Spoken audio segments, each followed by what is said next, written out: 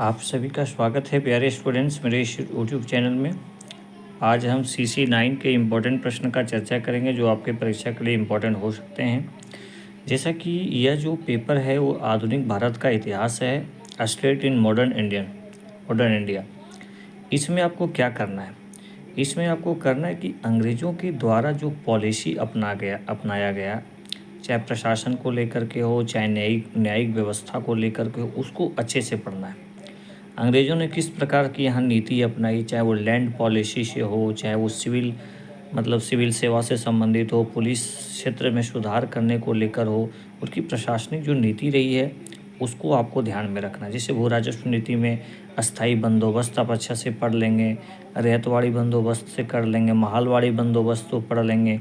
जैसे कि उन्होंने टैक्सेस बहुत ज़्यादा कर दिए थे, यहाँ का धन को वो ले जा रहे थे, तो ये सब चीज़ों को थोड़ा सा अच्छे ढंग से पढ़ने का प्रयास कीजिएगा कि न्यायिक सुधार है ना, प्रशासन में सुधार के लिए उन्होंने जैसे सिविल सेवा का विकास उन्होंने उसके समय में हुआ, पुलिस प्रशासन के क्षेत्र में सुधार के जैसे दरोगा नामक का जो पद होता है ये सब अंग्रेज़ों ने शुरू किया, पुलिस अधीक्षक का पद उन्होंने शुरू किया। तो ये सब चीज़ों को आप अच्छे से इसकी जो पॉलिसी है उसको आपको बढ़िया से पढ़ लेना है। स्वराज से आप क्या समझते हैं, बहुत इम्पोर्टेंट है। होम रूल आंदोलन, this is very very important topic. आप सभी जानते हैं कि स्वशासन को लेकर के एनी बेसेंट और बाल गंगाधर तिलक जी के द्वारा आंदोलन चलाया गया था। उसका प्रभाव कहाँ कहाँ था, किस प्रकार के थे, ये सब चीज़ों को आपको ध्यान में रखना है। आगे जो इम्पोर्टेंट है, टू नेशन थ्योरी, दो राष्ट्र का जो सिद्धांत है, आप सभी जानते हैं कि मोहम्मद अली जिन्ना जो है वो पाकिस्तान को अलग राष्ट्र बनाने के लिए बहुत प्रयास किए। उसके पहले भी बहुत सारे संगठन का निर्माण हुआ, बहुत सारे उन्होंने थ्योरी दिए और सांप्रदायिकता जो है सो फैल गया। जैसे एक धर्म को लेकर के राजनीति करने का मतलब होता है। तो दो नेशन थ्योरी क्या था, टू नेशन थ्योरी, इसको ध्यान में रखना है। भारत का जो संविधान सभा है इसको अच्छे से पढ़ लेना, आपके सिलेबस में है। संविधान सभा और भारतीय संविधान की विशेषता, आप सभी जानते हैं कि इंडियन कॉन्स्टिट्यूशन का क्या क्या विशेषता है।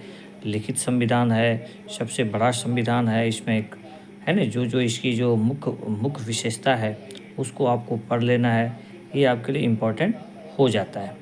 फिर आप सभी जानते हैं कि यहाँ पर राज्यों को किस प्रकार से एकीकरण किया गया है ना। जैसे मान लीजिए बहुत सारे छोटे छोटे राजवाड़ा इलाका थे जिनको भी हमारे देश में शामिल किया गया।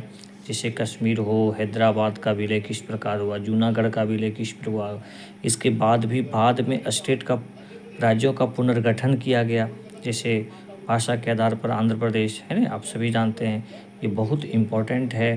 राज्य पुनर्गठन अधिनियम जो है सो बनाए गए है ना, और उसके आधार पर फिर राज्यों का पुनर्गठन हुआ। पहले बहुत सारे कम राज्य थे लेकिन भाषा के आधार पर है ना, उसके आधार पर फिर बहुत सारे राज्यों का पुनर्गठन हुआ। तो ये सब राज्यों का पुनर्गठन को भी आप पढ़ सकते हैं अच्छे ढंग से। आगे जो है सो इमरजेंसी इन द स्टेट, आप सभी जानते हैं कि इंदिरा गांधी जी की सरकार में आपातकाल लागू हुए। आपातकाल लागू होने से क्या स्थिति होता है, आप सभी जानते हैं कि शक्तियाँ जो है वो केंद्र में पूरी तरह से केंद्रित हो जाती है। केंद्र सरकार अपने अनुसार से वो कार्य करते हैं। बहुत सारे पुलिस प्रशासन ये सब जो है ना, बहुत सारे आप कानून का मतलब एक तरह से कहिए कि प्रशासन का जो है सो पावर बढ़ जाता है, केंद्र सरकार का पावर बढ़ जाता है। वो राज्यों पर किस प्रकार से वो काम किए, किस प्रकार से अत्याचार किए, किस प्रकार अपना जो है सो शासन का रौब दिखाने का प्रयास किए। यही वजह है कि आगे चल कर के जब चुनाव होता है, इंदिरा गांधी जी की सरकार चली जाती है, कांग्रेस की सरकार चली जाती है और इस चीज़ को सही ढंग से पूरे देश में फैलाने का काम जो है सो जयप्रकाश नारायण जी किए। उन्होंने जेपी आंदोलन चलाया। तो ये सब चीज़ों को ये बहुत इम्पोर्टेंट टॉपिक है। ये सब टॉपिक को आप अच्छे से पढ़ लीजिएगा। एक वीडियो में शाम तक चाहे सुबह में आपको इस पेपर से ऑब्जेक्टिव प्रश्न के लिए बना देंगे, उसको देख लीजिएगा। बहुत बहुत धन्यवाद, सभी को बेस्ट ऑफ लक।